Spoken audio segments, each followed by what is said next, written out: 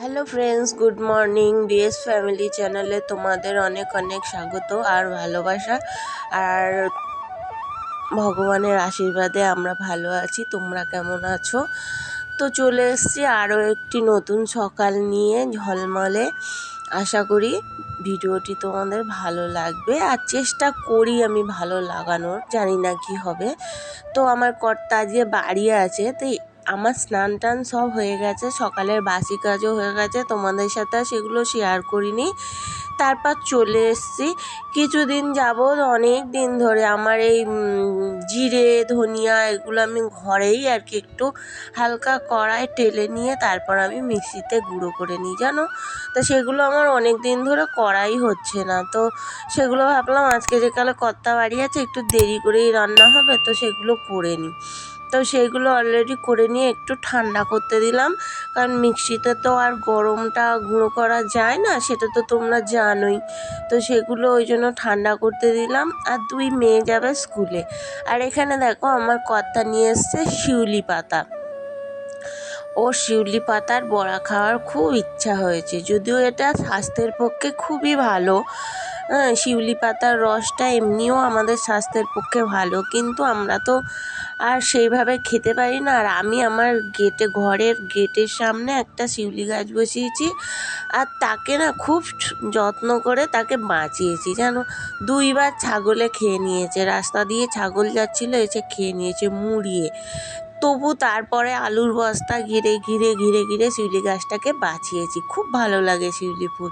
তো দেখো এর মধ্যে একটু পেঁয়াজ, কাঁচা লঙ্কা, একটু চাট মশলা এইসব দিয়ে, বেসন দিয়ে, আর এই যে ছোট্ট ছোট্ট করে বড়াটা করে নিচ্ছি। খুব টেস্টি হয় যদি শিউলি পাতাটা একটু নুন দিয়ে খানিকক্ষণ মেখে রাখা যায়। পাতাটা একটু খসখসে, তো পাতাটা একটু নরম সফট হয়ে যায়, জানো।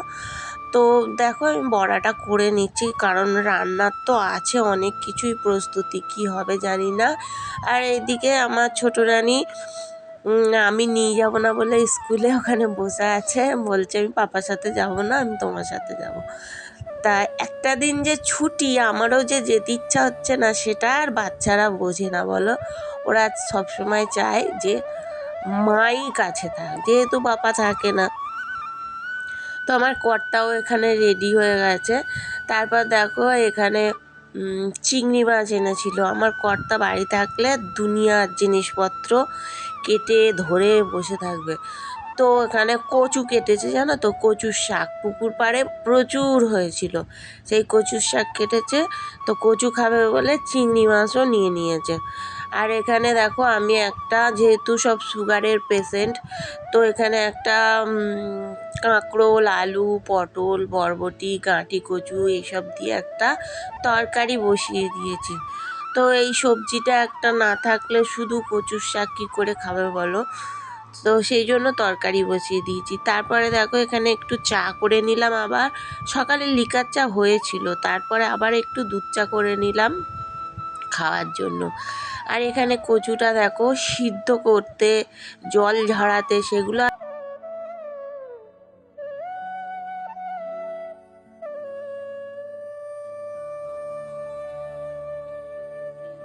চিংড়ি মাছ, আমার কচুটা প্রায় অনেকটা জল শুকনো হয়ে এসছে। তারপরে এই যে চিংড়ি মাছটা এর উপর দিয়ে দিয়েছি, দিয়ে এখন জল নাড়তে নাড়তে নাড়তে নাড়তে দিন পার হয়ে যাবে। আর সত্যি কথা বলতে আজকে কচুটা প্রচুর, মানে অনেকটাই কেটেছে, যেহেতু আমার বড় মেয়ে খুব ভালোবাসে।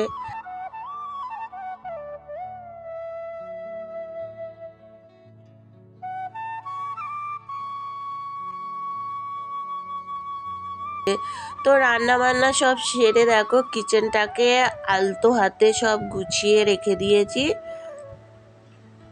মানে এমনি যেগুলো পরিষ্কার করতে হয়। আর রান্না হয়েছে ভাত,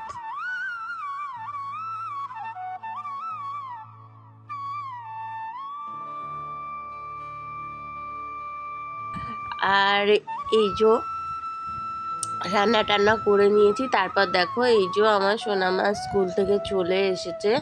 আর এখানে এই যে দুনিয়ার জামা কাপড়, চলে তো এসছে অনেকক্ষণ, অনেক কষ্ট করে জামা কাপড়গুলো শুকনো করেছি, তো সেইগুলোই আর কি একটু ভাঁজ করব বসে বসে, আর ওকে পড়াবো, সামনেই ওর বৃত্তি পরীক্ষা। তো আজকের মতো ভিডিওটা এখানেই, টাটা।